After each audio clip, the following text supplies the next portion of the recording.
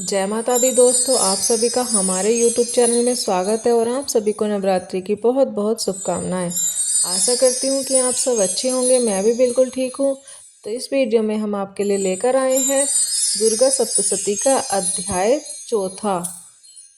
दुर्गा सप्तशती में कुल अध्यायों की संख्या 13 होती है, तो इस वीडियो में हम अध्याय चौथा पूरा करेंगे। तो चलिए शुरू करते हैं। जय माता दी। दुर्गा सप्तशती का चौथा अध्याय। इंद्रादि देवताओं द्वारा देवी की स्तुति। महर्षि मेधा बोले, देवी ने जब पराक्रमी दुरात्मा महिषासुर को मार गिराया और असुरों की सेना को मार दिया, तब इंद्रादि समस्त देवता अपने सिर तथा शरीर को झुकाकर भगवती की स्तुति करने लगे। जिस देवी ने अपनी शक्ति से यह जगत व्याप्त किया है और जो संपूर्ण देवताओं तथा महर्षियों की पूजनीय है, उस अंबिका को हम भक्ति पूर्वक नमस्कार करते हैं।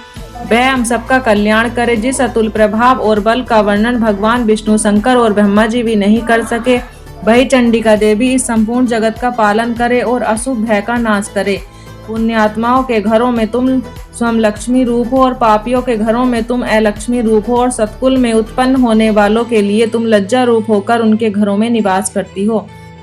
हम दुर्गा भगवती को नमस्कार करते हैं। हे देवी, इस विश्व का पालन करो। हे देवी, हम तुम्हारे अचिंत्य रूप का किस प्रकार वर्णन करें। असुरों का नाश करने वाले भारी पराक्रम तथा समस्त देवताओं और दैत्यों के विषय में जो तुम्हारे पवित्र चरित्र हैं, उनका हम किस प्रकार वर्णन करें। हे देवी, दुर्गात्मिका होने पर भी तुम संपूर्ण जगत की उत्पत्ति का कारण हो।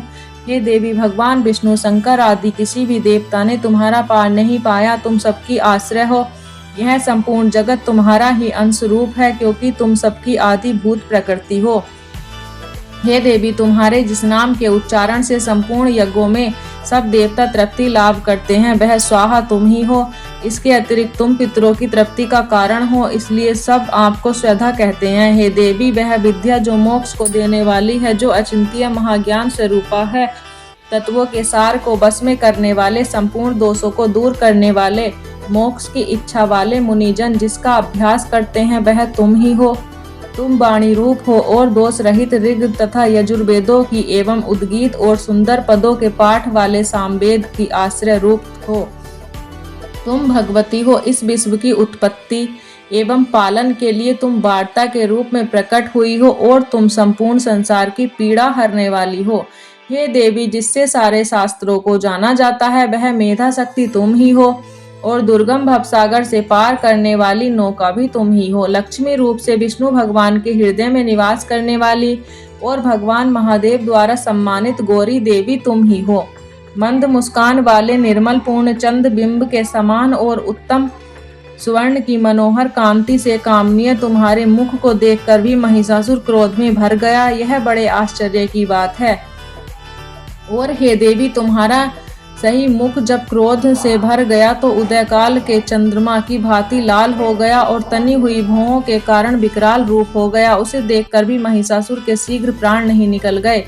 यह बड़े आश्चर्य की बात है। आपके कुपित मुख के दर्शन करके भला कौन जीवित रह सकता है। हे देवी, तुम हमारे कल्याण के लिए प्रसन्न हो। आपके प्रसन्न होने से इस जगत का अभ्युदय होता है और जब आप क्रुद्ध हो जाती हो तो कितने ही कुलों का सर्वनाश हो जाता है। यह हमने अभी अभी जाना है, जब तुमने महिषासुर की बहुत बड़ी सेना को देखते देखते मार दिया। ये देवी, सदा अभ्युदय देने वाली तुम जिस पर प्रसन्न हो जाती हो, वही देश में सम्मानित होते हैं। उनके धन यश की वृद्धि होती है, उनका धर्म कभी शिथिल नहीं होता है और उनके यहाँ अधिक पुत्र पुत्रियां और नौकर होते हैं। हे देवी, तुम्हारी कृपा से ही धर्मात्मा पुरुष प्रतिदिन श्रद्धापूर्वक यज्ञ करते हैं और धर्मानुकाल आचरण करते हैं और उसके प्रभाव से सर्वलोक में जाता है, क्योंकि तुम तीनों लोकों में मनवांछित फल देने वाली हो। हे माँ दुर्गे, तुम स्मरण करने पर संपूर्ण जीवों के भय नष्ट कर देती हो और स्थिर चित्त वालों के द्वारा चिंतन करने पर उन्हें और अत्यंत मंगल देती हो। हे दारिद्र दुख नाशिनी देवी, तुम्हारे सिवा दूसरा कौन है। तुम्हारा चित्त सदा दूसरों के उपकार में लगा रहता है। हे देवी, तुम शत्रुओं को इसलिए मारती हो कि उनके मारने से दूसरों को सुख मिलता है। वह चाहे नरक में जाने के लिए चिरकाल तक पाप करते रहे हों, किंतु तुम्हारे साथ युद्ध करके सीधे स्वर्ग को जाएं, इसलिए तुम उनका वध करती हो। हे देवी, क्या तुम दृष्टिपात मात्र से समस्त असुरों को भस्म नहीं कर सकती। अवश्य ही कर सकती हो, किंतु तुम्हारा शत्रुओं को शस्त्रों के द्वारा मारना इसलिए है कि शस्त्रों के द्वारा मारकर वे स्वर्ग को जाएं। इस तरह से हे देवी, उन शस्त्रों के प्रति भी तुम्हारा विचार उत्तम है। तुम्हारे उग्र खड़ग की चमक से और त्रिशूल की नोक की कांति की किरणों से असुरों की आंखें फूट नहीं गईं। उसका कारण यह था कि वे किरणों से शोभायमान तुम्हारे चंद्रमा के समान आनंद प्रदान करने वाले सुंदर मुख को देख रहे थे। हे देवी, तुम्हारा शील बुरे वृतांत को दूर करने वाला है और सबसे अधिक तुम्हारा रूप है, जो न तो कभी चिंतन में आ सकता है और न जिसकी दूसरों से कभी तुलना की जा सकती है। तुम्हारा बल व पराक्रम शत्रुओं का नाश करने वाला है। इस तरह तुमने शत्रुओं पर भी दया प्रकट की। हे देवी, तुम्हारे बल की किसके साथ बराबरी की जा सकती है, तथा शत्रुओं को भय देने वाला इतना सुंदर रूप भी और किसका है। हृदय में कृपा और युद्ध में निष्ठुरता, यह दोनों बातें तीनों लोकों में केवल तुम्ही में देखने में आई हैं। हे माता, युद्ध भूमि में शत्रुओं को मारकर तुमने उन्हें स्वर्ग लोक में पहुंचाया है। इस तरह तीनों लोकों की तुमने रक्षा की है, तथा उन उन्मत्त असुरों से जो हमें भय था उसको भी तुमने दूर किया है। तुमको हमारा नमस्कार है। हे देवी, तुम शूल तथा खड्ग से हमारी रक्षा करो तथा घंटे की ध्वनि और धनुष की टंकारों से भी हमारी रक्षा करो। हे चंडिके, आप अपने शूल को घुमाकर पूर्व, पश्चिम, उत्तर तथा दक्षिण दिशा में हमारी रक्षा करो। तीनों लोकों में जो तुम्हारे सौम्य रूप हैं तथा घोर रूप हैं, उनसे हमारी रक्षा करो।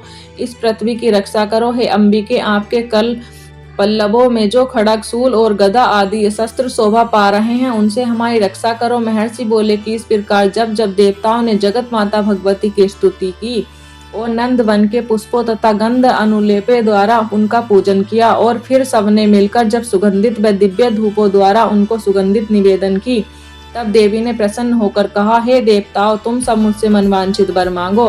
देवता बोले, हे भगवती, तुमने हमारा सब कुछ कार्य कर दिया, अब हमारे लिए कुछ भी मांगना बाकी नहीं रहा है, क्योंकि तुमने हमारे शत्रु महिषासुर को मार डाला है। हे महेश्वरी, तुम इस पर भी यदि हमें कोई वर देना चाहती हो तो बस इतना वर दो कि जब जब हम आपका स्मरण करें तब तब आप हमारी विपत्तियों को हरण करने के लिए हमें दर्शन दिया करो। हे अंबिके, जो कोई भी तुम्हारी स्तुति करे, तुम उनको वित्त, समृद्धि और वैभव देने के साथ ही उनके धन और स्त्री आदि संपत्ति बढ़ावे और सदा हम पर प्रसन्न रहें।